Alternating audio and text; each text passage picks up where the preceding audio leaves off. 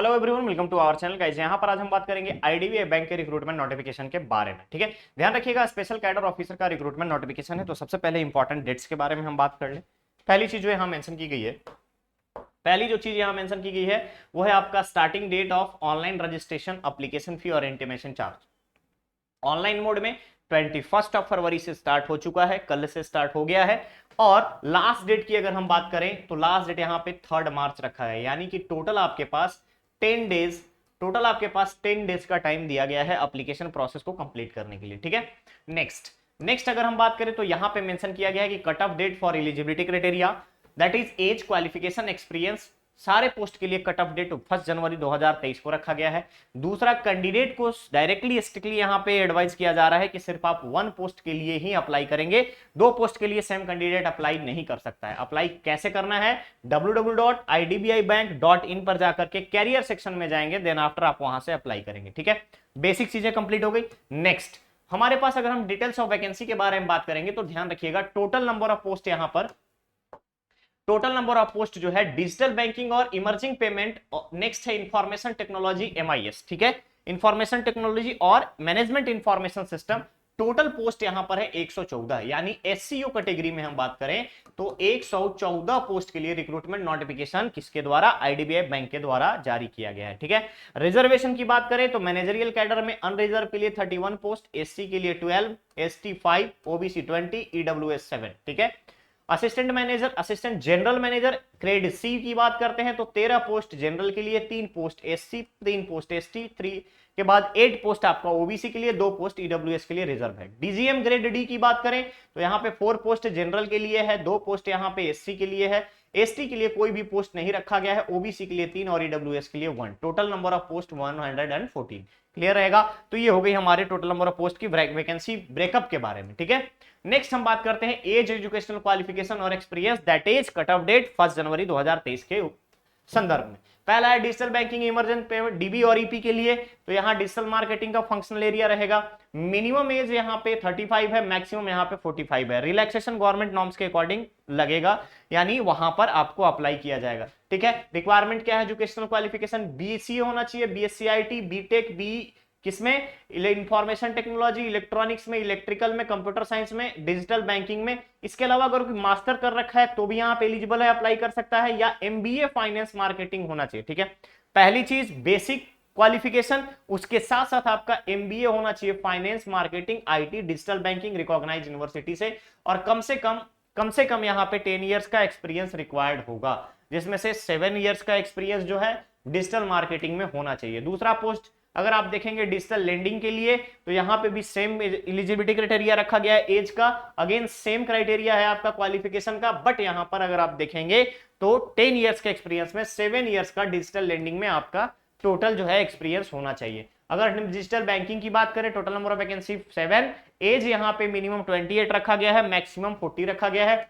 Educational qualification same है, but condition यहां पर रखी गई है एक्सपीरियंस के लिए 7 इयर्स। इससे पहले के पोस्ट में 10 इयर्स था, इस पोस्ट में आपको यहां पे 7 इयर्स का रखा गया है। नेक्स्ट पोस्ट अगर हम बात करें डिजिटल मार्केटिंग मैनेजर के लिए, डिजिटल मार्केटिंग मैनेजर में अगर आप देखेंगे तो BCA, BSc IT, BTech, B electronics, computer science, digital banking में होना चाहिए, और साथ ही साथ MBA finance marketing IT digital banking में अगर आपका है तो आप यहां पर एलिजिबल है, अप्लाई कर सकते हैं। बट कंडीशन रहेगी कि 4 इयर्स का आपके पास, ध्यान रखिएगा, 4 इयर्स का आपके पास एक्सपीरियंस होना चाहिए post qualification.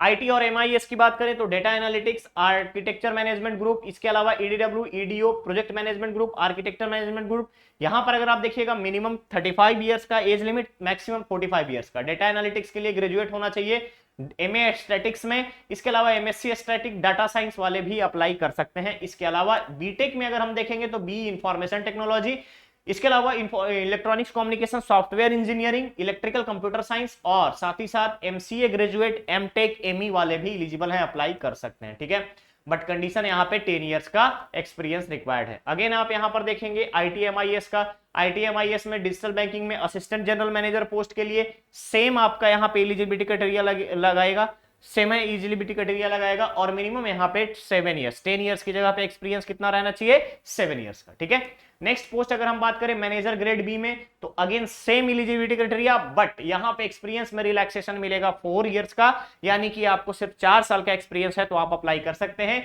Age limit minimum 25, maximum 35। ठीक है, अगर आप देखेंगे यहाँ पे, अब आता है यहाँ पे डिस्क्रिप्शंस के बारे में, तो डिस्क्रिप्शन में पोस्ट नोटिफिकेशन क्वालिफिकेशन के बाद मेंशन किया गया है डिस्क्रिप्शन के बारे में कि कम से कम यहाँ पे एक्सपीरियंस जो है 6 month in any organisation will not be record, यानी कि 6 महीने से कम का एक्सपीरियंस कहीं पर भी है, जैसे आपने 4 साल काम किया है तो कहीं पे ऐसा नहीं होना चाहिए कि 3 महीने काम किए फिर कहीं पे 9 महीने काम किए, ऐसा नहीं, मिनिमम 6 मंथ कंप्लीट होना चाहिए किसी भी ऑर्गेनाइजेशन में, तभी आपको कंसिडर किया जाएगा, अदरवाइज नहीं किया जाएगा।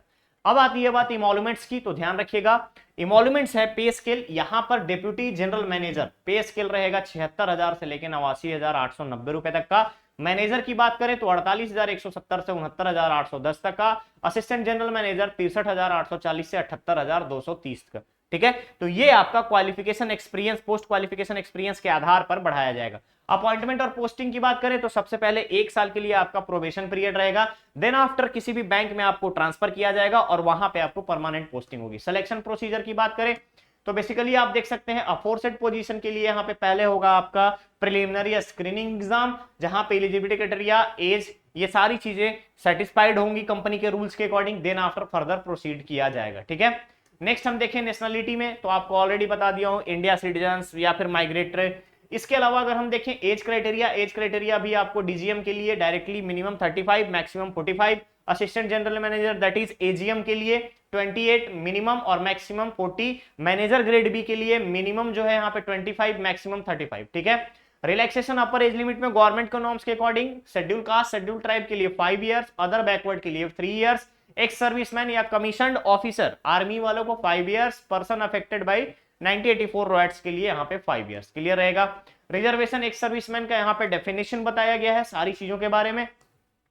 अदर एलिजिबिलिटी में देखा गया है कि कोई भी ऐसा स्टाफ कैंडिडेट जो ऑलरेडी आईडीबीआई में काम कर रहा है और वो अप्लाई करना चाहते हैं तो ये बैंक के इंटरनल, ध्यान दीजिएगा यहाँ पे बैंक इंटरनल सर्कुलर के अकॉर्डिंग होगा। ठीक है, चलिए लिस्ट ऑफ डॉक्यूमेंट्स क्या क्या आपको लगेगा। लिस्ट ऑफ डॉक्यूमेंट्स में system generated print out of online application, print out of call letter, proof of date of birth, photo identity, और इसके अलावा वर्क एक्सपीरियंस सर्टिफिकेट रिक्वायर्ड रहेगा। ठीक है, कास्ट और ट्राइब सर्टिफिकेट अगर आप लगाते हैं तो बेसिकली हम देखेंगे यहाँ पे कि अगर कास्ट सर्टिफिकेट ईडब्ल्यूएस का आप लगा रहे हैं तो जो ईडब्ल्यूएस का क्राइटेरिया है उसके आधार पे आपका यहाँ पे इनकम सर्टिफिकेट होना चाहिए, ईडब्ल्यूएस सर्टिफिकेट होना चाहिए और साथ ही साथ कास्ट और ट्राइब का भी रिक्वायर्ड होगा। ठीक है, नेक्स्ट आता है फी के लिए, तो एससी एसटी कैंडिडेट को 200 रुपीज पे करना है और जनरल ईडब्ल्यूएस ओबीसी के लिए यहाँ पे 1000 रुपीज पे करना है। मोड ऑफ पेमेंट जो रहेगा बिल्कुल ऑनलाइन रहेगा, डेबिट कार्ड, क्रेडिट कार्ड के माध्यम से, यूपीआई के माध्यम से। इसके अलावा इंटरनेट बैंकिंग, आईएमपीएस किसी भी तरीके से आप कर सकते हो। ठीक है, अप्लाई करने के लिए ऑफिशियल वेबसाइट www.idbibank.in के कैरियर पोर्टल में जाकर के आप डायरेक्टली पोस्ट के अगेंस्ट अप्लाई कर सकते हो। ठीक है, ठीक है, आइडेंटिटी वेरिफिकेशन जो है ये आपका PAN card, passport, driving licence, Aadhaar card के आधार पे होगा और आधार कार्ड में आपके थंब इंप्रेशन को चेक किया जाएगा। जनरल इंस्ट्रक्शन में कट ऑफ डेट सभी चीजों का जनवरी 1, 2023 को रखा गया है। उसके अलावा लास्ट डेट और इंपॉर्टेंट डेट्स में अगर आप देखेंगे तो online application process 21 February that is कल से आपका स्टार्ट हो गया है। लास्ट डेट इसका रखा गया है आपके पास 3 मार्च। ठीक है, चलिए यहां पे बेसिक इंस्ट्रक्शंस दिया गया है। जैसे ही आप ऑनलाइन एप्लीकेशन के लिए पोर्टल ओपन करेंगे आप इस एक बार नोटिफिकेशन को ध्यान से पढ़ लीजिएगा और देन आफ्टर फर्दर प्रोसीड कीजिएगा कि आप किस पोस्ट के लिए रिक्वायर्ड है, यानी कि आपकी जो क्वालिफिकेशन है वो किस पोस्ट को बेस्ट सूट कर रही है। ठीक है, तो चलिए मिलते हैं बहुत ही जल्द हम लोग नेक्स्ट और नए अपडेट के साथ। बने रहिए चैनल पे, चैनल को सब्सक्राइब करें, वीडियो को लाइक शेयर जरूर करें। Thank you so much.